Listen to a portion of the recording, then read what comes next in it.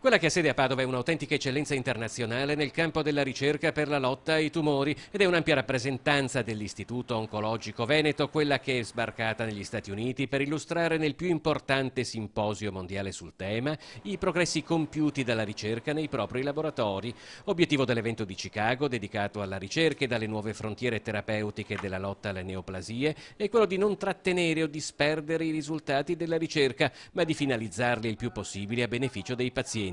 E se la presenza dei ricercatori e degli oncologi dello IOV è, come già confermato negli ultimi anni, importante, risalta soprattutto l'attribuzione del Merit Award, il premio indipendente assegnato ai migliori giovani oncologi di tutto il mondo, a Francesca Battaglin, 33enne padovana di Abano, specialista in tumori gastrointestinali. Abbiamo un'intensa attività di ricerca sia spontanea sia in associazione ad altri centri, sia italiani che in giro per il mondo, nell'attività proprio di ricerca traslazionale con nuovi farmaci che quindi ci porterà a dei risultati sempre più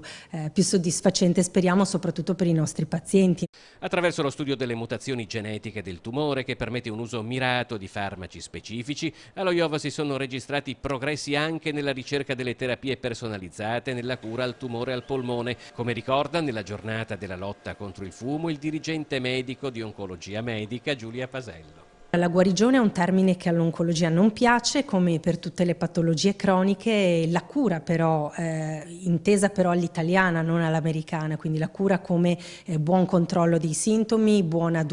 qualità della vita e prolungamento della sopravvivenza è sempre più auspicabile, e direi che il polmone negli ultimi 2-3 anni è stato sicuramente uno dei settori dove la ricerca ha traslato in pratica clinica proprio dei grandi successi che hanno cambiato la storia naturale della malattia.